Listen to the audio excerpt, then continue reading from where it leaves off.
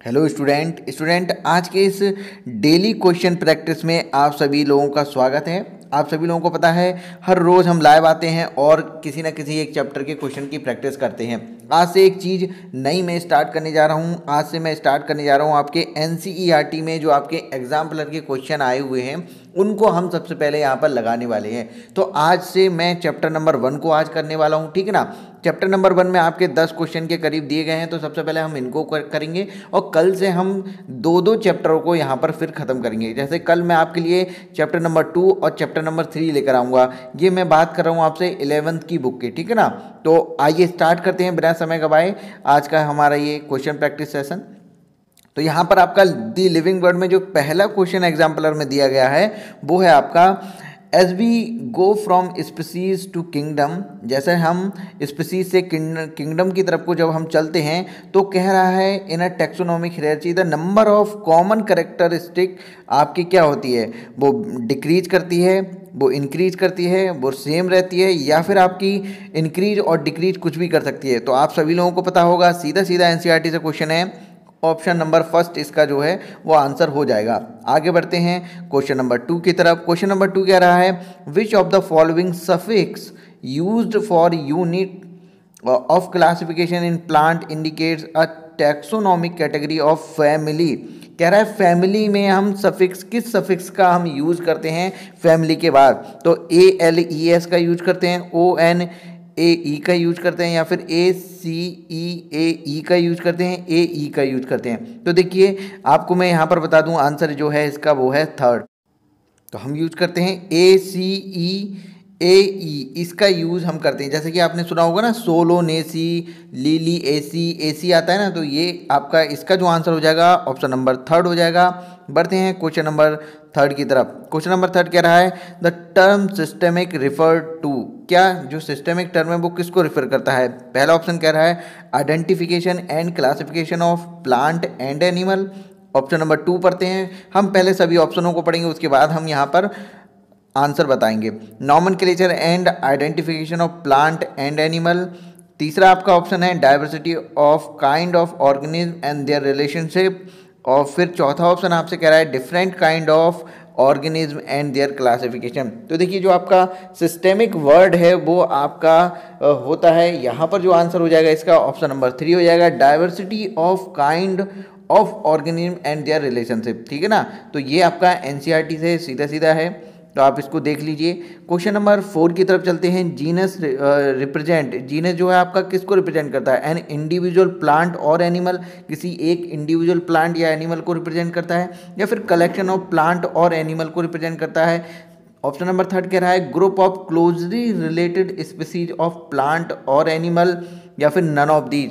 बताइए इसका आंसर क्या होगा। इसका जो आंसर होगा ग्रुप ऑफ क्लोजली रिलेटेड। एक जीनस के अंदर क्या होती हैं, स्पीसीज आती हैं, तो क्लोजली रिलेटेड जो आपकी स्पीसीज होती हैं वो आपके ग्रुप के अंडर आती हैं। इस वजह से जो ग्रुप है वो आपकी क्लोजली रिलेटेड स्पीसीज को रिप्रेजेंट करता है। आगे बढ़ते हैं क्वेश्चन नंबर 5 की तरफ। क्वेश्चन नंबर 5 हमसे कह रहा है the taxonomic unit phylum in the classification of animal is equivalent to which hierarchy level in classification of plant. Plant में जो आपका जो एनिमल में कह रहा है एनिमल का जो फाइलम है वो प्लांट के किस चीज़ से यहाँ पर रिप्रेजेंट करता है, तो वो होता है आपका डिवीजन। तो देखिए ऑप्शन नंबर ए में तो आपका क्लास दिया गया है, तो क्लास भी नहीं होगा, ऑर्डर भी नहीं होगा, क्या होता है आपका जो कहने का मतलब। आप क्वेश्चन नंबर 5 को समझे। क्वेश्चन नंबर 5 कह रहा है कि आपके एनिमल क्लासिफिकेशन में हम फाइलम जो शब्द यूज करते हैं, तो जब आप उसका यूज इसमें प्लांट में जब आएंगे तो फाइलम यूज ना करके यहाँ पर हम डिवीजन वर्ड यूज करते हैं। तो डिवीजन वर्ड जहाँ पर दिया गया होगा आपका, जिस ऑप्शन में दिया होगा वही आपका आंसर यहाँ पर हो जाएगा, ठीक है ना। तो ऑप्शन नंबर ए और बी में तो दिया नहीं है, सी में दिया हुआ है, तो इसका जो आंसर हो जाएगा क्वेश्चन नंबर 5 का हो जाएगा आंसर सी। क्वेश्चन नंबर 6 को देखते हैं। क्वेश्चन नंबर 6 क्या कह रहा है, botanical garden and zoological park है। क्या होता है बॉटनिकल गार्डन और जूलॉजिकल पार्क में क्या होता है। यहाँ पर ऑप्शन नंबर ए आपसे कह रहा है collection of endemic living species. पूरे हम सभी ऑप्शन यहाँ पर पढ़ेंगे, उसके बाद ही हम आंसर पर जाएंगे। बी कह रहा है collection of exotic living species only, collection of endemic and exotic living species, और डी कह रहा है कलेक्शन ऑफ ओनली तो इसका जो आंसर होगा वो होगा आपका option number third, collection of endemic and exotic living species. आप जब देखेंगे, आप पढ़ेंगे तो आपको ये जो है एनसीईआरटी में ही आपका पॉइंट दिया हुआ है, तो वहाँ से आपको मिल जाएगा। बढ़ते हैं क्वेश्चन नंबर 7 की तरफ। क्वेश्चन नंबर 7 क्या कह रहा है, टैक्सोनॉमिक की is one of the taxonomic tool, पूरा पढ़ते हैं, one of the taxonomic tools in the identification and classification of plant and animal, it is used in preparation of. तो आपका की है वो किसकी प्रिपरेशन में यूज होता है, जब आपका क्लासिफिकेशन किया जाता है। तो यहाँ पर आपका जो ऑप्शन हो जाएगा वो हो जाएगा आपका मोनोग्राफ एंड फ्लोरा, यानी कि ऑप्शन नंबर सी जो है आपका यहाँ पर सही हो जाएगा, ठीक है ना।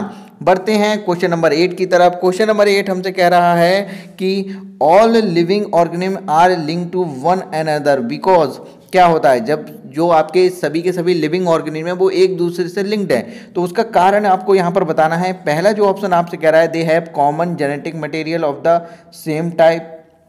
दूसरा आपसे कह रहा है, they share common genetic material but to variety to varying degree, ठीक है ना। और क्वेश्चन ऑप्शन नंबर 3 आपसे कह रहा है, all have common cellular organisation.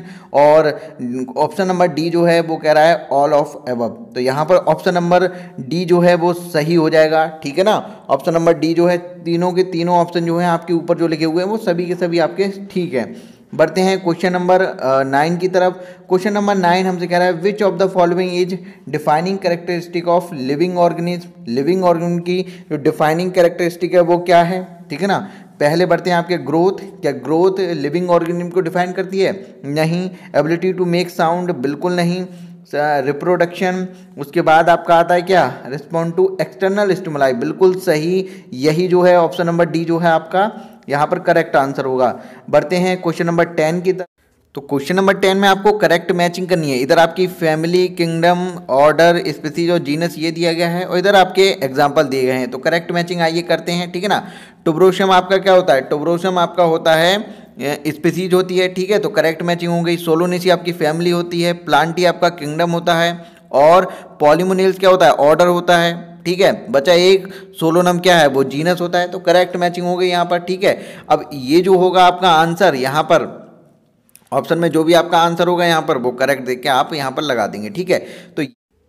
तो ये थे आपके चैप्टर नंबर 1 के कुछ एग्जाम्पलर क्वेश्चन। यहाँ पर थोड़ा कम ही रख रहे हैं आज, क्योंकि अभी मैं इनको कलेक्ट कर रहा हूँ। जैसे ही मेरे पास सभी के सभी आ जाएंगे, फिर हम एक एक नहीं 3-3 चैप्टर को भी यहाँ पर लेकर आएंगे, क्योंकि डेली हमारा जो टारगेट है वो आपका डेली कम से कम 30 से 40 क्वेश्चन की प्रैक्टिस आपकी डेली करवाई जाए, ठीक है ना। और कैसे लगा आपको ये एग्जाम्पलर के क्वेश्चन लगाकर कमेंट सेक्शन में जरूर बताइएगा। इसका लिंक भी मैं आपको दे दूंगा, ये जो पीडीएफ है इसका लिंक भी आपको डिस्क्रिप्शन में मैं दे दूंगा, ताकि आप एग्जाम से जाते जाते भी आप एक दिन पहले भी इसको एक बार देख लें, ठीक है ना। 1-2 दिन पहले, मतलब 1-2 बार और आपको ये देख लेना है। एग्जाम्पलर के क्वेश्चन है, ठीक है। एनसीईआरटी जो पब्लिश करता है प्रकाशन, उन्हीं ने ही आपके ये क्वेश्चन भी प्रकाशित किए हैं, ठीक है ना, पब्लिश किए हैं। तो ये आपके लिए इंपॉर्टेंट हो जाते हैं, डायरेक्ट उठा के इनसे क्वेश्चन पूछ लिया जाता है। मिलते हैं नेक्स्ट लाइव सेशन में कुछ ऐसे ही और इम्पोर्टेंट क्वेश्चंस के साथ। पहले एक इन्फॉर्मेशन मैं आपको और यहाँ पर देना चाहूँगा कि मैं आपके लिए करा रहा हूँ कंप्लीट ऑर्गेनिक केमिस्ट्री का रिवीजन, जिसका शेड्यूल भी मैंने आपको डिस्क्रिप्शन में दे रखा है। तो जाइए उस शेड्यूल को फॉलो कीजिए और मेरे साथ कंप्लीट ऑर्गेनिक केमिस्ट्री को रिवाइज करिए अनअकैडमी पर आप मुझे फॉलो कर सकते हैं। और आपका हम 40 डे का जो मैंने प्लान बनाया उसमें हम कंप्लीट ऑर्गेनिक केमिस्ट्री को करेंगे। साथ ही इनऑर्गेनिक केमिस्ट्री मैं आपकी यूट्यूब पर करा रहा हूँ, तो आप यूट्यूब पर भी मेरे 40 डे में इनऑर्गेनिक केमिस्ट्री का कंप्लीट रिवीजन यहाँ पर